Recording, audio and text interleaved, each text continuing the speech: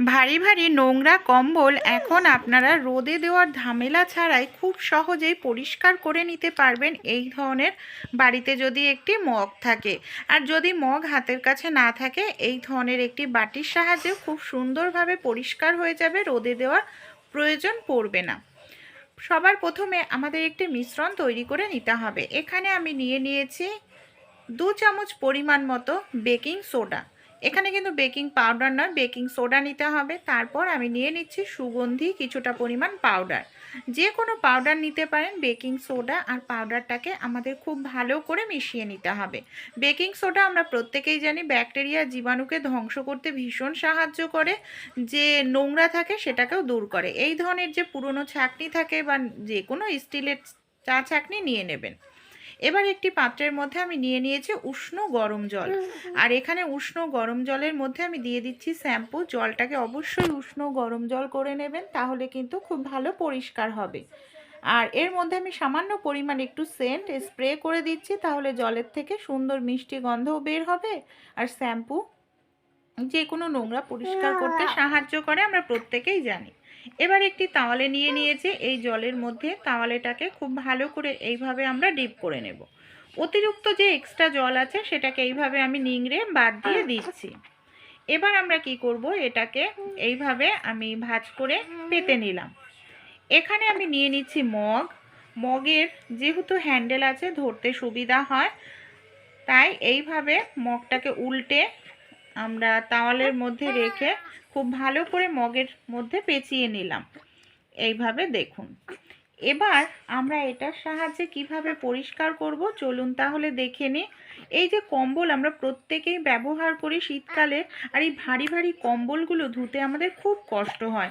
Washing মেশিনে ধুলেও দেখা যায় অনেকটা সময় লাগে, আর ওয়াশিং মেশিনে ধুলে কম্বলের যে একটা নরম ভাব সেটা কিন্তু নষ্ট হয়ে যায়, একদম শক্ত হয়ে যায়, রাফ হয়ে যায় কম্বল।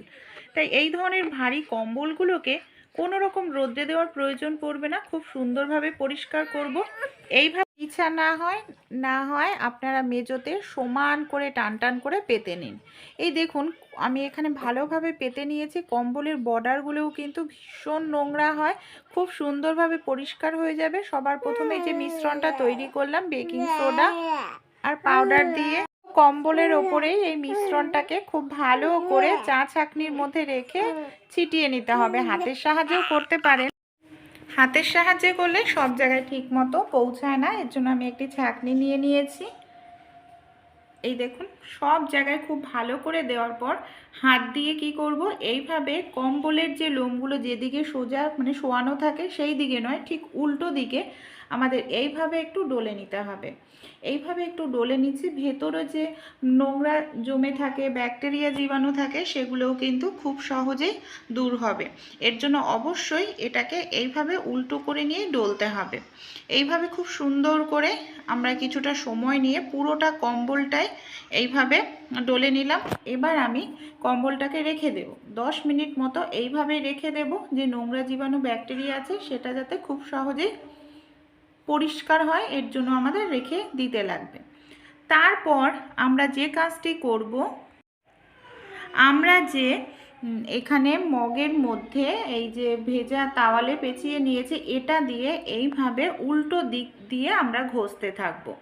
এতে কি হবে, যেহেতু আগেই আমরা খাবার সোডা ভালো করে ছিটিয়ে রেখেছিলাম, এইভাবে যদি ভেজা মানে তাওয়ালে দিয়ে আলতো করে ডলতে থাকি যে নোংরাগুলো আছে না, খুব সহজেই নোংরাগুলো কিন্তু পরিষ্কার হয়ে যাবে। এমনকি কম্বলের ভেতরে যে নোংরা জীবাণু বাজে দুর্গন্ধ সেটাও কিন্তু পরিষ্কার হতে সাহায্য করবে। যখন নোংরা হয়ে যাবে এটাকে আবার খুলে নেব। আবার যে জলটা আমাদের রয়েছে সেই জলটার মধ্যে দিয়ে পরিষ্কার করে নিতে হবে বারবার। আপনাদের কাছে হাতের কাছে যদি মগ না থাকে আপনারা এখানে এই ধরনের কোনো গামলা বাটি ব্যবহার করবেন। এইভাবে তাওয়ালে বা কোনো কাপড় পেঁচিয়ে এইভাবে ধরেও কিন্তু খুব সুন্দরভাবে পরিষ্কার করে নিতে পারেন। এই দেখুন আমি এইভাবেই খুব সুন্দর করে ডলে ডলে পরিষ্কার করে নিচ্ছি। আর বর্ডারের দিকটা দেখবেন খুব নোংরা থাকে, বর্ডারের দিকটাও আমি ডলে ডলে পরিষ্কার করব। যেহেতু আমরা এখানে ধুচ্ছি না, রোদ্রে দিচ্ছি না, তাই একটু সময় নিয়ে ধীরে ধীরে এই কাজটি করতে হবে, তাহলে কিন্তু খুব সুন্দরভাবে কম্বলের প্রতিটি কোণা পরিষ্কার হবে। আমি খুব সুন্দরভাবে ডলে নিয়েছি। আমি তাওয়ালেটা দেখাবো যে কি পরিমাণে নোংরা হয়েছে। এই দেখুন, পুরো কালো দেখতে পাচ্ছেন, স্পট পড়ে গেছে। তাহলে কি পরিমাণে নোংরা ছিল কম্বলের। আমি এক পাশ দেখালাম, এইভাবে কম্বলের দুটো পাশই কিন্তু পরিষ্কার করতে হবে, তাহলেই নোংরা জীবাণু ব্যাকটেরিয়া কম্বলের মধ্যে কিচ্ছু থাকবে না, বাজে দুর্গন্ধও থাকবে না। তারপর আপনারা পাখাটা চালিয়ে দিন। পাখাটা চালিয়ে দিয়ে 10 থেকে 15 মিনিট কম্বলটাকে রেখে দিন। দেখবেন কম্বলটা একেবারে ঝরঝরে শুকনো হয়ে যাবে, রোদ্রেও দিতে লাগবে না। আরও একটি টিপস শেয়ার করব। অনেক সময় এই ভারী কম্বলগুলো গোছাতে আমাদের ভীষণ মুশকিল হয়। আমরা দেখা যায় গুছিয়ে রাখি, বাচ্চারা আবার এলোমেলো করে দেয়। আমি আজকে আপনাদের সঙ্গে সহজ একটি টিপস শেয়ার করব কম্বলের ভাঁজ করার, যেটা একবার ভাঁজ করলে বাচ্চারা সহজে আর খুলতে পারবে না, আর সারা দিনই কম্বলটা সুন্দরভাবে গোছানো থাকবে। কম্বলটাকে সবার প্রথমে এইভাবে আমি অর্ধেক করে ভাঁজ করে নিলাম। এই দেখুন, অর্ধেক, আর একটা ভাঁজ আমাদের এইভাবে দিয়ে দিতে হবে। টোটাল এখানে আমি দেখুন দুবার ভাঁজ দিয়েছি।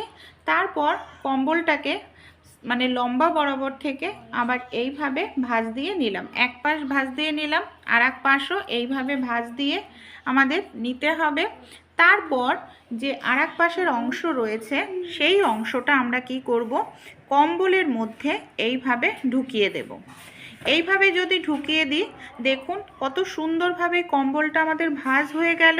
আর এইভাবে ভাঁজ করলে বাচ্চারা যতই টানাটানি করুক, কোনোভাবেই কম্বলটা কিন্তু খুলতে পারবে না। খুব সুন্দরভাবে বিছানাতে কম্বলটা গোছানোও থাকবে কম জায়গার মধ্যে। ভালো লাগলে আইডিয়াটি অবশ্যই আপনারাও ট্রাই করে দেখবেন। আর এইভাবে আপনারা একবার কম্বল পরিষ্কার করুন, খুব সুন্দর পরিষ্কার হয়। কম্বল থেকে বাজে দুর্গন্ধ বের হবে না, ব্যাকটেরিয়া জীবাণু চলে যাবে।